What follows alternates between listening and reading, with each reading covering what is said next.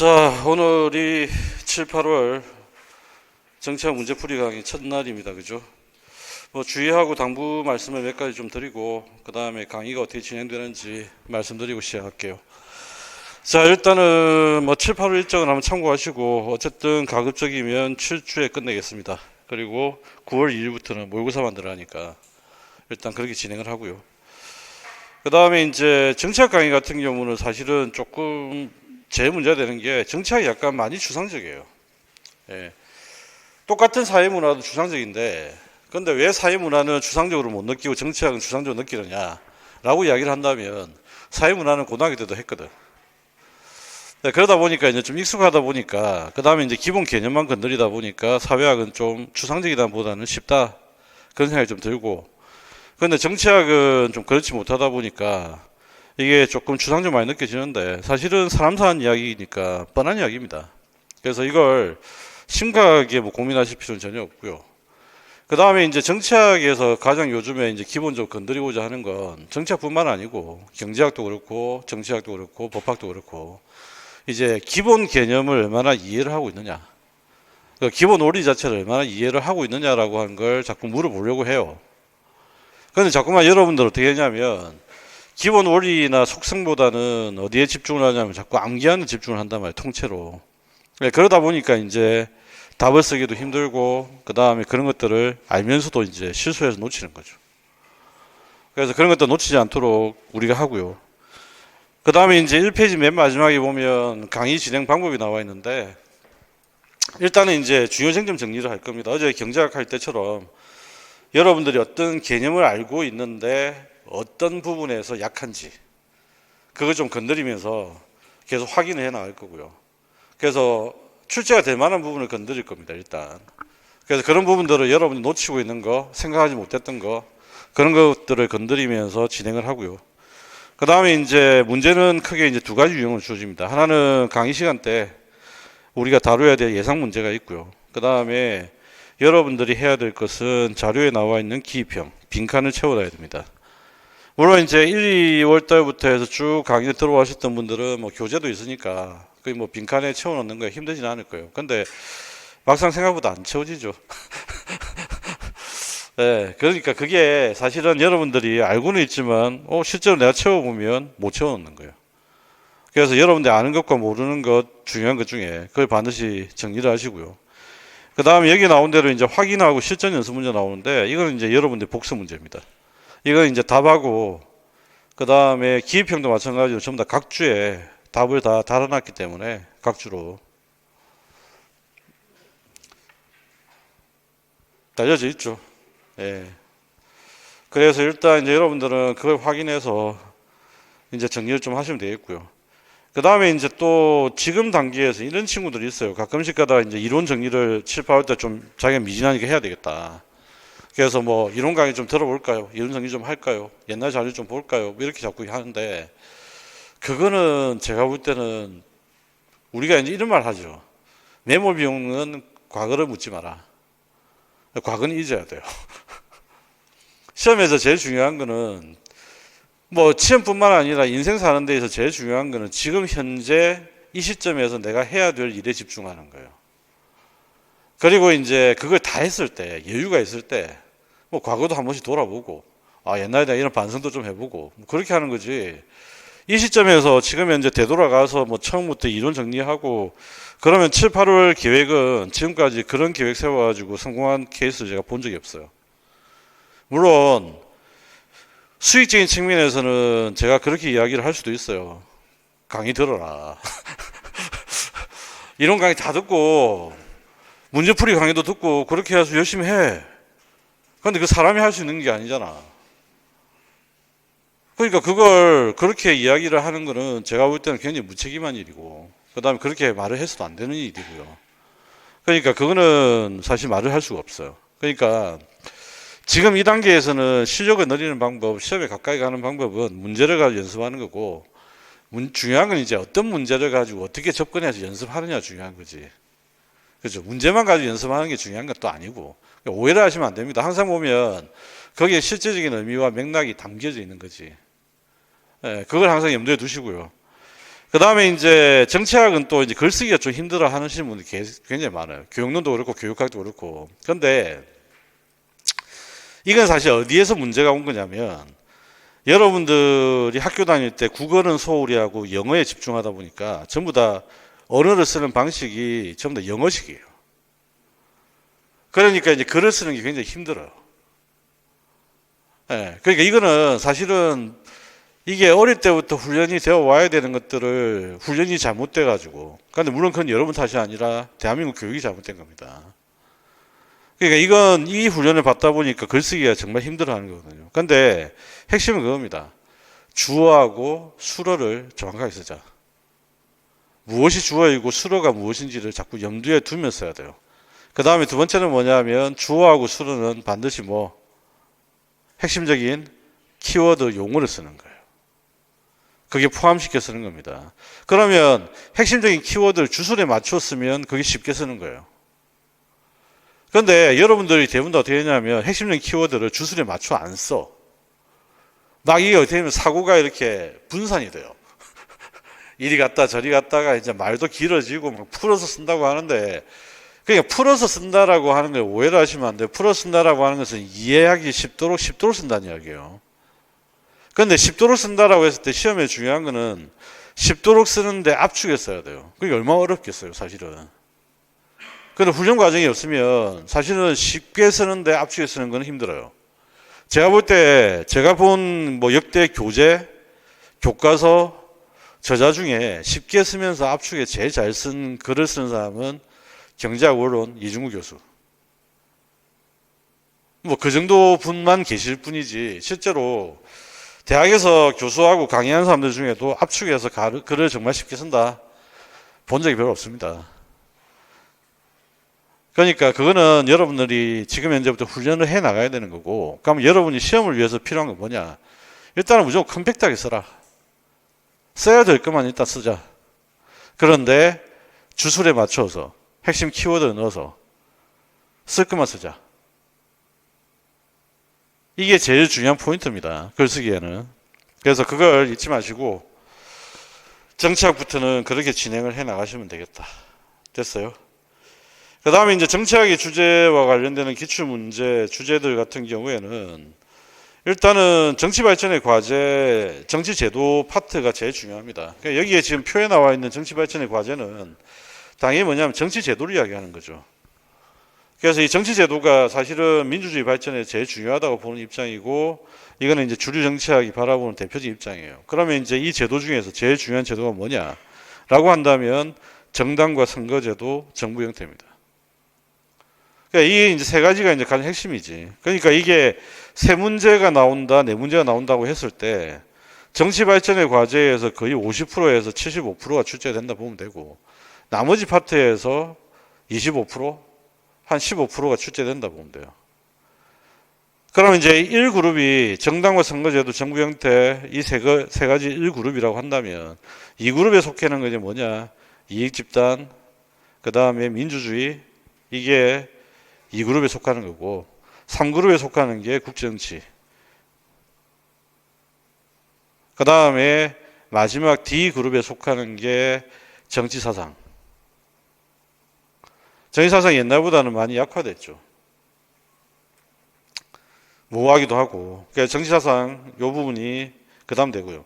맨 마지막에 이제 출제의 가능성이 굉장히 적은 게 국가론, 정치권력론, 정치의 개념과 본질 이 파트가 됩니다.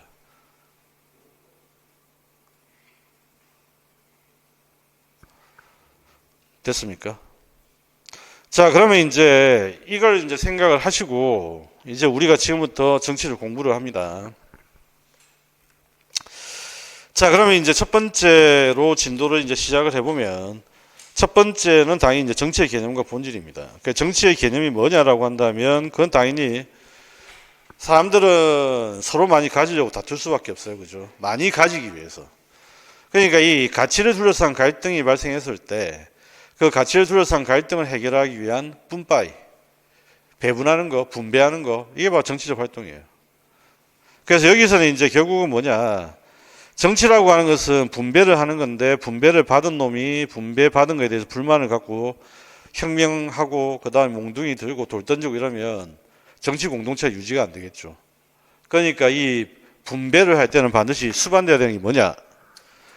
당연히 정치 권력이 수반되어야 정치 공동체가 안정적으로 돌아가는 겁니다. 그러니까 정치의 의미에서 정치 권력은 빼놓고 이야기를 할 수가 없어요. 분배를 했다. 그러면 이제 분배를 받은 놈이 돌 던지고 불 지르지 않도록 하기 위해서는 그 분배를 받은 놈의 의견을 무시할 수 있는 힘이 있어야 되는 거죠. 뭐 지금 대통령도 다 무시하잖아요. 국민 여론 안 듣고 안 듣겠다 그러고. 그러니까 이런 식의 이제 하게 되면 의견 무시하고 자기의 입장을 이제 관철시키는 거죠. 그런데 중요한 거는 여기에 뭐가 들어왔냐면 분배하는 과정과 절차에 민주주의가 들어오는 거예요. 그리고 정치 권력도 어떻게 민주적으로 선출해야 된다는 게 지금 현재 우리가 살고 있는 세상입니다. 그럼 과거는 어떻게 했지? 민주적 방식이 아니라 한 명이지. 그죠? 귀족이라든지 왕이 분배를 결정하고 권력도 얘들이 가지고 있어. 그러니까 지금 현재는 분배를 하고 정치 권력을 할 때 민주적 방식에 의해서 한다. 이게 이제 정치학의 기본적 구조예요. 이 그림이 이제 머릿속에 다 있어요. 아, 정치학은 모든 게 연결되는구나. 라고 하는 것들이 이제 만들어지는 거지. 자, 그래서 정치의 의미는 뭐냐라고 했을 때 방금 이야기했던 서로 중요한 가치를 가지기 위해서 애쓰는 것을 갈등을 해결하는 수단, 즉 희소한 가치의 권위적 배분이다. 자, 이걸 무조건 기억을 하셔야 됩니다. 자, 그럼 여기서 이제 우리 한 가지 체크를 하고 넘어갑시다. 희소한 가치가 뭡니까? 예를 두 가지로 꼭 들어보자. 그죠? 부, 그 다음에 권력, 그 다음에 위신, 그 다음에 명예. 됐나요? 이거 어디서 많이 들어봤잖아. 어디서 많이 들어봤습니까? 베버가 이야기했던 계층론. 다원적 계층론에 보면 네 가지 요소지. 그겁니다. 자, 그래서 이 정치 권력 관계 제도화되어서 민주주의가 되었고, 그 다음에 이것이 지금 정치의 의미로 연결되었다. 그래서 당연히 여기에서 기입형으로 출제가 됐던 게 바로 이 권위라고 하는 거. 이 개념이 등장한 겁니다. 그러니까 이게 기입형으로 출제가 되어서 너무 쉽긴 했지만, 권위가 들어갔던 것은 굉장히 중요한 이야기다. 왜? 정치의 의미를 실제로 알고 있느냐. 자, 그 다음에 이제 정치 형상으로 분석한 정치인데, 이걸 분석을 할 때는 요 내용들은 주로 보면 주체를 중심으로 분석했다 보시면 됩니다. 그러니까 주체가 국가다. 그 다음에 주체가 뭐냐? 지배 세력이다. 주체가 누구냐? 집단이다. 그 이야기예요. 그러면 이제 우리나라의 정치학은 대부분 미국의 정치학이고, 미국의 정치학을 수입해서 쓰다 보면 당연히 기본적인 구조나 골격은 미국에서 온 거죠. 그러다 보니까 이제 집단 현상설이 바로 미국의 입장입니다. 그런데 한 가지, 우리나라 이제 고등학교 교과서를 쓰고 계시는 분들이 별로 아는 게 없어요. 미안한 이야기지만. 왜냐하면 집단 현상설에는 미국의 집단 현상설만 있지는 않아요. 마르크스가 이야기했던 집단 갈등설도 정치학에서는 집단 현상설을 봅니다. 그런데 집단 현상설 중에 특히나 미국의 집단 현상설을 가져와서 지금 집단 현상설이다라고 지금 쓰고 있는 거예요. 이건 잘못된 거죠, 사실은. 마르크스가 이야기했던 것도 집단과 집단 간의 갈등이에요. 집단 현상설이거든요. 그런데 이쪽은 되냐? 집단과 집단 사이에 상호작용이라고 하지. 차이점이 그거야. 마르크스는 집단과 집단 간의 갈등이고, 그 다음에 집단 현상설은 뭐? 집단과 집단 간의 상호작용이고. 그 차이점밖에 없다. 자, 그러면 이제 이거는 뭘 전제로 하는 거냐? 국가를 대체하는 개념을 일단 전제로 깔고 상호작용을 이야기합니다. 체계라고 하는 관점에서 다양한 집단들이 정치적 활동을 어떻게 하는지, 여기에서 국가라고 하는 집단은 뭘 하는 것인지. 그럼 여기에서 이제 주의해야 될 것은 뭐지? 국가도 집단이다. 무슨 말인지 이해되시죠? 그럼 집단 현상설의 정치적 주체는 누가 되는 거예요? 집단이 되는 거죠. 무슨 말인지 아시겠나요? 그래서 시험 문제 계속 나왔던 이야기입니다. 다원 권력론 지금 개념을 이해를 하는데 보면 집단 현상설과 관련된 권력론, 그 다음 민주주의 유형, 국가론, 이익대표 체계, 이게 우리 앞으로 계속 봐야 될 이야기인데, 여기에 기본적인 전제 조건은 정치적 주체는 누구냐? 집단이다. 그럼 국가는 뭐냐? 집단이다. 됐습니까? 자, 그리고 다원 권력론이라고 하는 또 마찬가지죠. 다양한 집단들, 이걸 전제로 한 표현이고, 다원주의라고 하는 민주주의 방식도 다양한 집단을 전제로 한 방식이고요. 그 다음에 다원국가론 또 마찬가지지. 사회의 다원성이라고 하는 걸 전제로 한 이야기고. 이 대표적인 다원주의 마찬가지죠. 이익의 결정은 어떻게 이루어진다? 다양한 집단 간의 경쟁에 의해서 이루어진다. 자, 그래서 이쪽에 중요한 키워드는 딴 게 아니고 첫 번째 집단이다. 두 번째는 경쟁을 한다. 됐어요. 그러면 경쟁을 해서 뭐가 이루어진다? 분배가 이루어진다. 그럼 분배가 이루어지는데 권력이 분배되면 뭐가 되지? 다원권력론. 그러니까 로스타르의 다원권력론은 바로 그런 이야기야. 집단들끼리 경쟁해서 권력이 분배, 그래서 권력이 전부 다 분산되어 있다. 다원권력론. 끝이죠. 다원주의, 민주주의죠. 민주주의는 뭐지? 절차와 방식이란 말이지. 그럼 절차와 방식이 분배하는 절차와 방식이잖아. 그러면 다양한 집단들이 경쟁하면서 분배가 이루어지는 절차, 이게 다원주의. 한 개도 어렵지 않지. 다원국가론 뭐죠, 이거? 사회에서 다양한 집단들이 주체가 되는 정치 공동체, 이게 다원국가론이죠. 이익 대표책이 마찬가지지. 방금 이야기했잖아. 이익을 결정하는 방식은 어떻게? 경쟁을 통해서, 집단들 간 경쟁을 통해서 이익이 결정된다.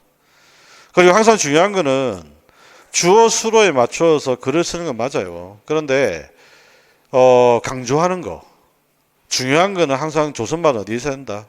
핵심은 끝에 있어야 돼. 수로 앞에 있어야 돼. 조선말의 특징은 그래. 그래서 조선말은 항상 그렇잖아. 끝까지 들어봐야 한다. 그래서 그걸 여러분들이 항상 유념하고 글쓰기 연습을 하시면 뭐 충분하다. 그러니까 백지쓰기 좀 하시라. 이제 백지쓰기 안 해서 제가 어쨌든 강의 방식을 좀 바꿔서 이렇게 하지만 부탁인데 백지쓰기를 웬만하면 좀 하시라. 하루에 글쓰기가 진짜 안 되시는 분들은 10분만 하시면 돼요. 많이도 말고 10분. 그런데 그 10분이 습관이 안 되기 때문에 잘 못하는 겁니다. 그러니까 하루에 무조건 10분만 하죠. 10분만. 자, 그 다음에 이제 정치의 본질을 한번 봅시다. 정치의 본질은 뭐냐라고 했을 때 정치의 본질이라고 하는 것은 정치의 속성에는 결정적 속성이 있겠지. 그러면 이제 이 정치의 본질을 바라보는 시각이 있단 말이지. 이상주의는 정치의 속성을 어떻게 볼까? 정치라고 하는 것은 대의를 위해서 하는 거다. 이게 이상주의예요. 현실주의는 뭐죠? 정치라고 하는 것은 잘 먹고 잘 살기 위해서 하는 거다. 법은 저울이다. 이건 이상주의적 시각일까? 현실주의적 시각일까? 이상주의 시각입니다. 법은 칼이다. 현실주의 시각이죠. 이해되셨나요? 자, 그래서 현실주의는 결국 뭐냐? 권력이라고 하는 걸 차지하기 위한 투쟁적 행위, 경쟁적 행위, 갈등적 행위를 정치라고 바라보는, 정치의 본질로 보는 거예요. 정치의 본질은 결국은 권력을 가지기 위한 행위다. 희소한 가치를 가지기 위한 행위다. 그런데 이상주의는 그게 아니고 정치 공동체의 정의를 구현하기 위한 거다. 정치 공동체의 복지를 위한 거다. 뭐 이런 거죠.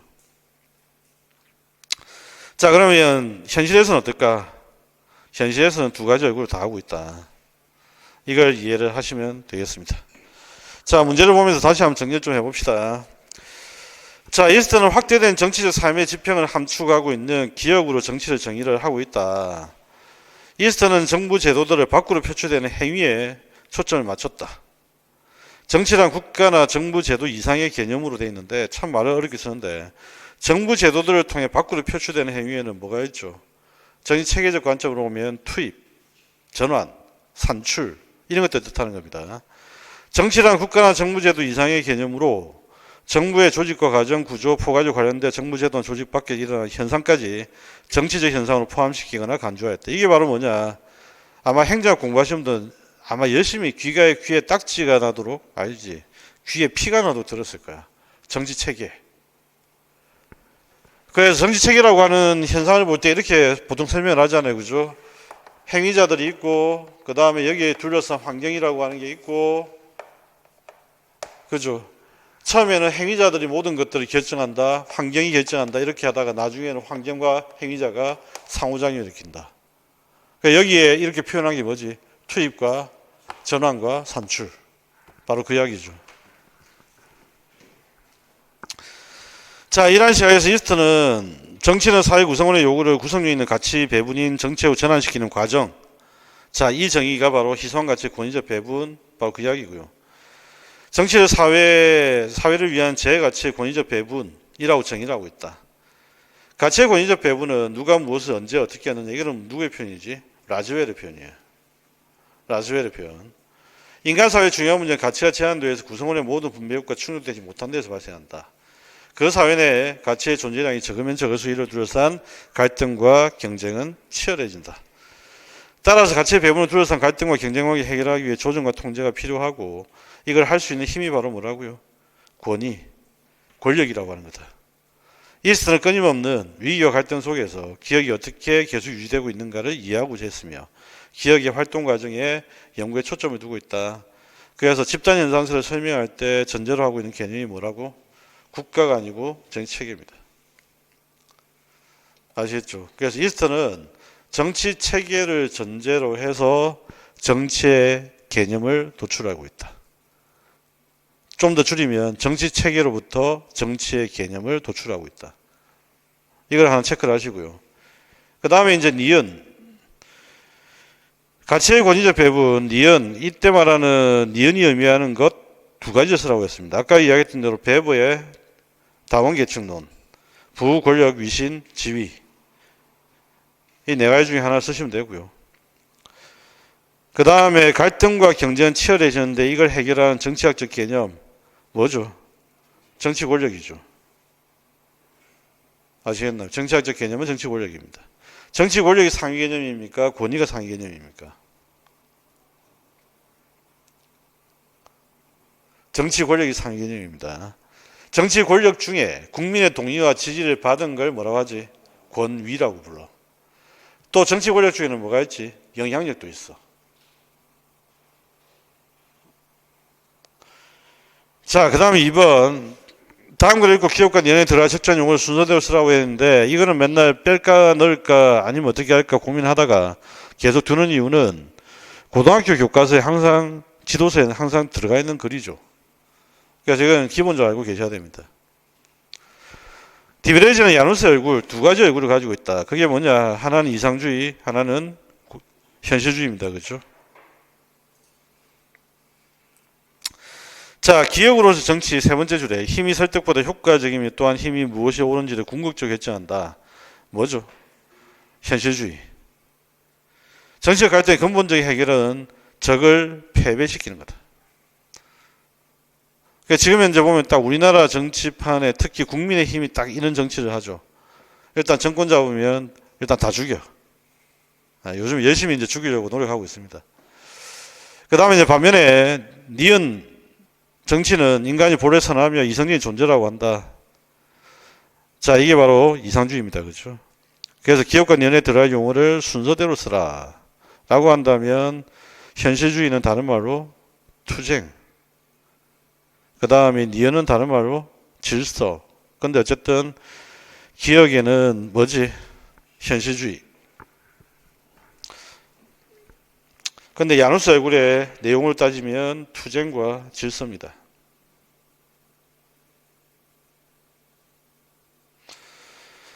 그 다음에 밑줄친 기억으로 정치와 니은으로 정치가 각각 권위적 배분을 위해 중시하는 것을 쓰라고 했습니다. 그럼 현실주의가 중시하는 것은 뭐예요? 권위적 배분에서 힘이죠. 힘을 가져야 된다. 됐습니까? 그 다음에 이제 이상주의가 중시하는 것은 뭐죠? 힘에 대응되는 게 규범, 도덕이죠.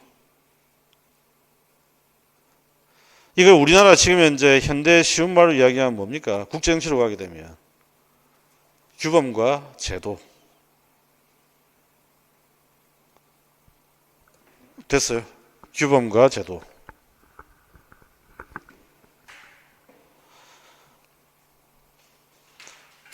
공동선 정의 평화 질서 이 전부 다 뭐야? 규범 도덕이잖아. 이걸 지금 현재 국제정치와 연결해서 쉬운 말로 바꾸면 규범과 제도가를 중시한다. 이래 되는 거죠. 됐습니까? 자, 황희민 실전 연습 문제 통해 다시 한번 여러분들이 확인을 해보시기 바랍니다. 자, 이 정도 정치의 본질을 정리를 했고요. 그 다음에 이제 정치 사상입니다. 자, 지금부터 이해를 좀 잘 하셔야 되는데, 정치 사상이라고 하는 걸 좀 몇 가지 이해를 하자면, 정치 사상가들이 생각했던 건 이겁니다. 인간들의 무리, 인간들의 집단이 이렇게 형성됐잖아요. 그죠? 그러면 이 인간들의 집단을 정치적으로 어떻게 이름을 붙일 거냐. 제일 첫 번째, 플라톤이라고 하는 사람이 이름을 붙인 게 바로 포리테이아입니다. 제가 이거 매번 모의고사 칠 때마다 포리테이아라는 답이 나와서 엉터리 답을 자꾸 이야기를 해서 제가 계속 이야기하는 건데, 플라톤, 아리스토텔레스가 포리테이아를 제일 처음 이야기한 게 아니에요. 일단. 그럼 포리테이아는 어떤 의미를 가지고 있느냐? 요 집단을 규정하는 개념이에요.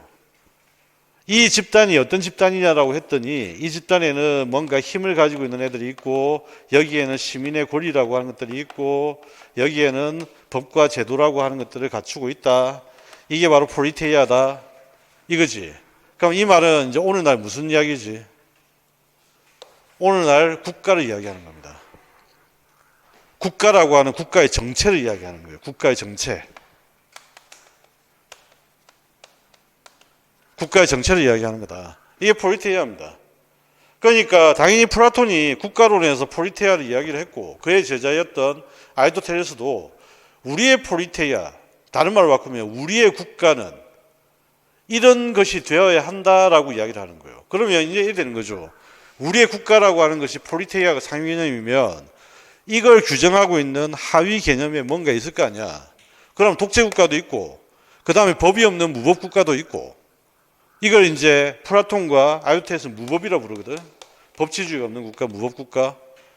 법치를 시행하는 국가도 있고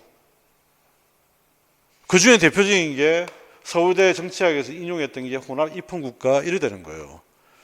그러니까 이게 상위 개념과 하위 개념 논리학을 제대로 알지도 못하니까 어디에서 아리스토텔레스가 포리테이아라고 이야기를 했으니까 그냥 포리테이아로 자꾸 답을 하시는데 포리테이아 개념을 정확하게 이해도 못하고 지금 하는 거라니까. 이걸 이렇게 하다가 마키아벨리가 어떻게 하죠? 마키아벨리가 스타토라고 하는 개념을 들고 나옵니다.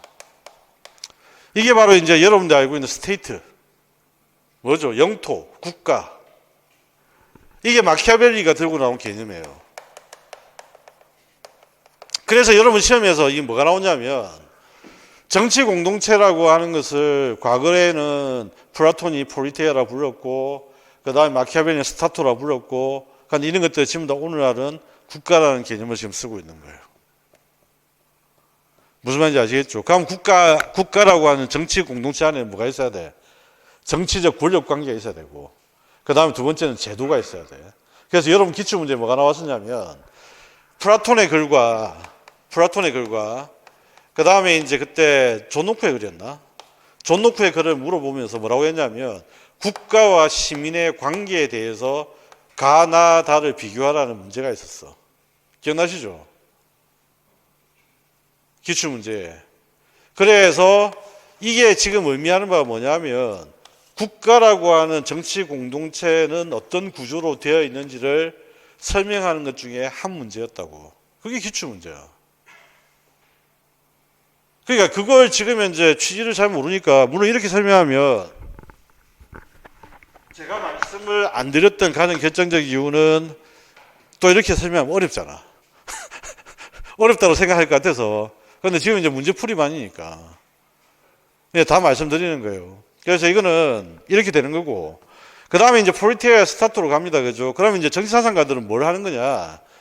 정치 공동체의 제도와 가치를 정치 공동체의 가치, 원리, 제도 이런 것들을 제시하고 있는 게 정치사상가들이에요.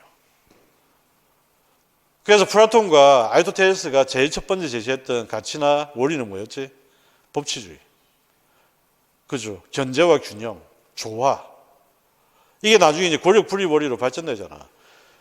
그죠? 존 스튜어트 밀은 어떤 원리를 중시합니까? 가치는 어떤 가치죠? 자유주의적 가치. 자유주의 가치에 따라서 어떤 원리를 중시하지? 법치주의를. 자유주의의 가치에 따라서 법치주의를. 무슨 말인지 아시겠어요? 어떤 제도 중시하죠? 대의제 민주주의. 그래서 대의제 민주주의 하기 위해서 어떤 제도를 강조하지? 보통선거제도, 평등선거제도. 그럼 여러분들 정치사상가를 공부할 때 포인트를 어디에 둬야 돼? 그 사람이 어떤 가치와 어떤 원리를 강조했는지, 그리고 어떤 제도를 제시했는지, 여기에 총점을 둬야 되고, 시험 문제도 포인트가 어디에 있다? 여기에 있다. 그러면 이제 첫 번째 고대 그리스 플라톤, 아리스토텔레스, 이 사람들이 공통적으로 강조했던 것은 뭐였습니까? 두 가지가 있죠. 핵심이. 통치수단으로는 법치. 통치수단으로. 그죠? 처음에는 플라톤이 어떻게 했어? 내가 좀 아는 게 많아. 내 이야기 잘 들어봐. 그게 소크라테스의 질문법이잖아. 그지? 그러니까 와가지고 이야기 해주는 거지. 내가 좀 아는 게 많거든. 내 이야기에 한번 귀를 기울여봐. 뭐 이러면서 이제 이야기를 하는 거지. 이야기를 하는데 이야기를 안 들어. 그러니까 이제 어떻게 되냐면 사실은 사람들을 다룰 때 인치라고 하는 것이 동양에서 굉장히 중요하게 생각합니다. 그래서 우리가 뭐라고 그럽니까? 군주는 덕을 갖춘 군주. 인치잖아요. 그죠? 그런데 인치가 중요한데 문제는 사람을 믿을 수가 없는 거야. 그 다음 사람의 말을 안 들어. 내가 좀 많이 안다 이랬더니 듣는 애가 뭐라고 이야기하냐면 네가 뭔데? 네가 뭘 많이 알아? 뭐 이럴 수 있다고. 그러니까 당연히 사람을 가지고는 통치가 안 되는 거예요. 그래서 법치입니다. 그 다음에 두 번째로 이야기했던 게 뭐죠? 혼합적입니다. 그래서 시험 문제 포인트도 여기에 있는 거예요. 자, 아테네 민주주의 세템이 타락해서 제일 첫 번째 알아두셔야 되는 중요한 개념은 중우정입니다. 그죠? 이 중우정을 항상 뭐죠? 민주주의에 대한 비판적 현상으로 이제 항상 분석합니다. 포퓰리즘과 연계되어 있죠. 포퓰리즘과 연계되어 있다. 하나 확인하시고요. 그 다음에 시험에 참 지겹도록 빈출이 되는 게 아테네 민주주의의 제도 방식이에요. 좀 전에 이야기했잖아. 정치사상에서 뭐가 중요하다고? 어떤 가치와 원리와 제도잖아. 그러니까 아테네 민주주의 제도가 뭐였지? 추첨. 그러니까 계속 추첨을 계속 물어보는 거야. 자, 플라톤, 정의로운 국가. 이게 이제 국가론을 이야기할 거고, 플라톤의 국가론이라고 하는 책의 제목이 바로 뭐냐? 원어가 폴리테이아입니다.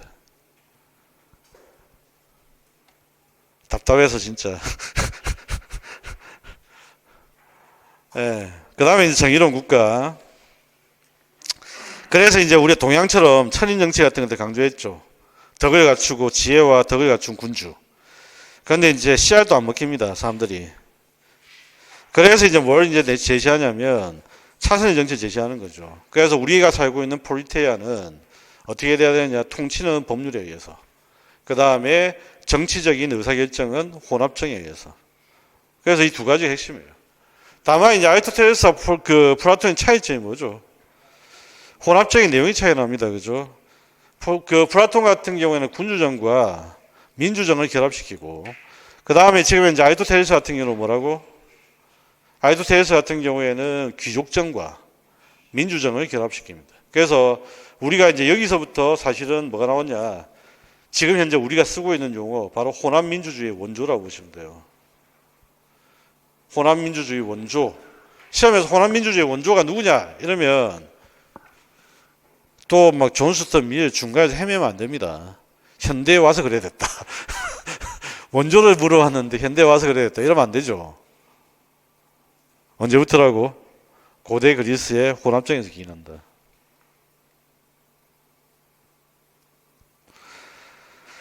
자, 그 다음에 이제 엘리트주의, 전체주의라고 하는 거, 이거는 뭐 다들 아실 거고요. 그 다음에 여기 참고로 제가 해놨습니다. 폴리테이아는 시민들의 권리, 정치체제, 도시국가 등의 뜻을 가지고 있다. 그리고 이 폴리테이아라고 하는 게 바로 플라톤의 국가론의 제목이다. 그 다음에 아리스토텔레스의 정치사상을 봅시다. 당연히 이제 아리스토텔레스는 플라톤의 제자입니다. 근데 아리스토텔레스는 외국인입니다. 아테네 시민이 아니거든요. 예. 그 얘는 그러니까 당연히 외국인이기 때문에 잘 보여야 되겠지. 예. 그러니까 중간쯤에서 중용의 태도를 취하는 거예요. 아시겠죠? 자, 그러면 한 가지 물어볼게요. 통치수단적 관점에서 시민이 갖춰야 될 시민의 덕성은 뭐야? 준법 정신이지. 기초에도 객관식에 나왔던 겁니다. 여기에 또 이제 이런 사람도 있어. 중용 적는 사람도 있어. 미치고 환장한다니까. 이 중용이라고 하는 것은 바로 이제 니코마스 윤리학이라고 하는 아리스토텔레스의 책. 그러니까 아리스토텔레스는 다 했잖아요, 그죠? 다 했는데 특히 윤리학에서 강조되는 중요한 가치지. 정치학에서 웬 중용이 그렇게 강조되는지 잘 모르겠는데 정치학에서는 중용이 가지고 있는 의미는 뭐야? 조화와 균형이에요. 조화와 균형. 핵심 키워드가.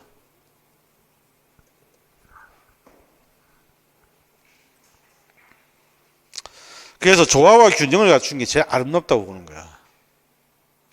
그게 이제 미학적 접근이죠. 조화와 균형을 갖춰야 아름답다고 보는 거야. 그 다음에 이제 국가로는 이야기를 합니다. 혼합적 입헌국가, 스승의 말을 대로 이었다. 그래서 혼합정책. 근데 내용이 좀 다르다. 어떻게 다르냐? 과도정과 민주주의 혼합이다. 그래서 혼합민주주의의 바로 원조다. 그래서 기출문제 나왔던 이야기입니다. 여기에 폴리테이아가 라고 쓰면 웃기는 이야기죠. 국가를 쓰는 거와 똑같은 이야기예요. 여기 지금 국가를 쓰라고 한 게 아니라 어떤 국가를 써야 되는지를 지금 묻는 건데 폴리테이아로 이야기하고 있다. 지금 이상한 이야기지. 자, 그 다음에 이제 중세정치사상에서 아우티누스, 그 다음에 아퀴나스 나오는데 아우티누스는 우리가 이제 어떤 말로 부르기도 합니다. 어거스틴이라고 부르기도 합니다. 교회 다니시는 분들은 아마 좀 많이 알 겁니다. 아우구스티누스 하면 어거스틴의 참회록이라고 하는 책이 있어요. 젊었을 때는 술 처먹고 그 다음에 뭐 온갖 방탕한 행동 다 하고 살았죠. 어느 순간인가 반성을 하고 예수님께 귀의를 합니다. 그러면서 이제 쓴 책이 참회록이고 그 다음에 이제 토마스 아퀴나스하고 있는데 이게 좀 재미난 게 뭐냐면 아우티누스한테 결정적인 영향을 준 사람은 플라톤이에요. 토마스 아퀴나스한테 영향을 줬던 사람은 아리스토텔레스예요. 그러니까 이게 반영이 되어서 나타나는데 그러면 이제 이 사람들은 결국 뭐냐? 특히 아퀴나스 같은 경우는 이성을 강조하겠죠. 자연법을 주장하겠죠. 무슨 말인지 아시겠나요? 플라톤은 세상을 어떻게 인식했습니까? 플라톤은 이데아라고 하는 하늘을 일단 만들어요. 그 다음에 자기가 살고 있는 발을 딛고 있는 이 땅을 분리를 시켜요. 이데아는 하늘에 있고 자기가 살고 있는 땅은 여기야. 그러면 이 사람은 항상 어디로 가야 되냐? 이데아를 가고 싶어. 그래서 이데아로 가는 순간이 바로 뭡니까? 계몽이죠, 계몽. 이게 바로 여러분들 알고 있는 동굴에서 탈출하는 이야기예요. 무슨 말인지 아시겠어요? 그러니까 땅에서는 못 본다는 이야기야. 그러니까 이 구조를 가지고 아우티누스가 소위 말하는 이제 신학적 구조를 만드는 거예요. 그래서 아우티누스의 생각에 자기가 살고 있는 땅은 어떤 땅이냐? 땅은 천국이 아니야. 이 땅은 저주받는 땅이야. 그러니까 이쪽은 어떻게 했냐? 국가도 필요악이라고 부르는 거예요. 정치도 필요악으로 해석하는 게 아우티누스입니다. 자, 이렇게 해서 중세사상의 맹한데 두 가지 알아두셔야 됩니다. 근대로 연결되는 근대 정치사상의 제일 중요한 개념들은 첫 번째, 인간은 이성을 가지고 있다. 그 다음에 자연법이라고 하는 게 존재하고 있다. 자연법은 왕과 농노가 있다면 왕에게만, 귀족에게만 적용되는 겁니까? 아니면 농노에게도 자연법은 적용되는 겁니까? 농노에게도 적용돼야 되죠. 자연법은 영원 불멸하다. 그 다음에 모든 곳에 존재하는 게 자연법입니다. 이해되시나요? 그러니까 여기서 뭐가 나오죠? 평등사상이 나오지. 평등사상. 그러니까 쉽게 말하면 왕하고 귀족도 밥 먹고 똥 싸고 우리도 밥 먹고 똥 싼다. 똑같네. 하나님 앞에서는 똑같다는 이야기예요. 이게 이제 기본적으로 중세적인 사상과 연계됩니다. 자, 이렇게 해서 이제 어디로 연계되느냐? 근대로 연계되는 거죠. 근대로 연결 때 그 근대적인 사상의 매개체가 되는 게 마키아벨리인데, 사실 이 사람 말고도 정치사상가 중에는 알아두셔야 되는 게 바로 누구를 알아두셔야 되지? 유토피아의 저자. 누구지? 토마스 무어죠. 토마스 무어는 이상주의자입니다. 국제정치하고 따지면 이상주의입니다. 마키아벨리는 국제정치하고 따지면 현실주의입니다.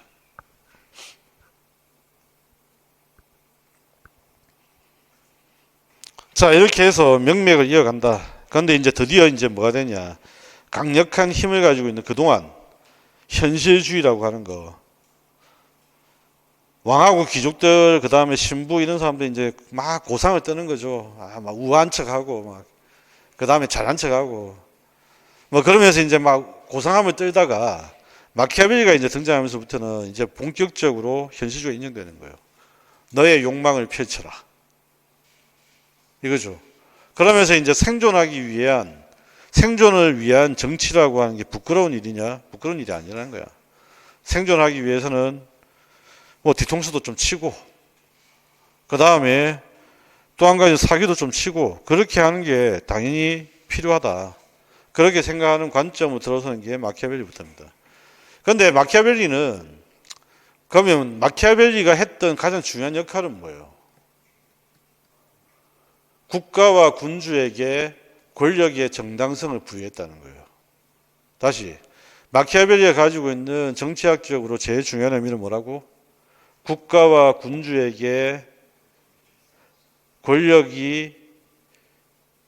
권력을 가진다는 것이 정당하다. 말을 좀 어렵겠네. 국가와 군주가 가지고 있는 권력의 정당성을 제공했다. 국가와 군주가 가진 권력의 정당성을 제공하고 있다. 이겁니다. 그죠? 살아남기 위해서 필요하다는 거야. 근데 이걸 좀 더 이제 포장해서 그럴듯하게 국가와 군주의 권력의 정당성을 설명하는 게 누굽니까? 잘 생각해 보세요. 사회계약론이지. 사회계약론이지. 이때만 하더라도, 마키아벨리 때만 하더라도 뭐 달리 설명할 게 없어. 왜? 왕권 신수설이니까. 신이 왕한테 그냥 권력을 줬다는 거야. 그리고 그 권력은 정당하다. 그 다음 마키아벨리도 윤리적 관점을 벗어나서 정당하다. 설명을 했고, 그 다음에 이제 사회계약론은 이걸 어떻게 하냐면 좀 더 고상하게 설명하는 거지. 우리는 계약을 했다. 계약을 해서, 그래서 쟤한테 위임을 한 거야, 우리가. 뭐 이거지. 됐습니까? 자, 그러면 이제 두 번째 질문. 포인트입니다. 두 번째 질문이자 포인트. 마키아벨리 정치학에 있어가지고 제일 핵심적인 의의가 국가 권력과 그 다음에 군주의 권력의 정당성을 제공했다. 이게 핵심이라고 한다면, 그 다음에 우리가 고민해야 되는 정치학적인 정치사상적 과제는 뭘까? 정치사상적 과제는 뭘까?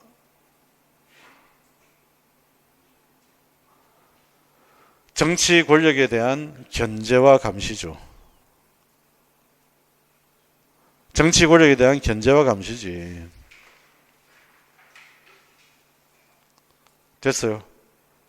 자, 이걸 본격적으로 설명하기 시작했던 게 바로 사회계약론이다. 그 말이야. 사회계약론은 첫 번째 뭘 설명하느냐. 정치 권력이 어떻게, 어디에서 기인하는 것이냐. 이걸 설명을 하고요. 두 번째는 정치 권력에 대한 견제와 감시. 이걸 가능하게 만들었다는 거예요. 이해가 되셨나요? 그래서 이제 정치 권력, 국가 권력과 군주를 누구 아래에 둡니까? 사회계약론은 사회 아래에 두는 거지. 무슨 말인지 아시겠어요? 정치 권력과 국가를 사회 아래에 둔다고요. 사회 아래. 이게 바로 사회계약론이라고. 자, 여기까지 이해를 하셨으면 잠시 쉬었다가 사회계약론의 특징부터 정리합시다.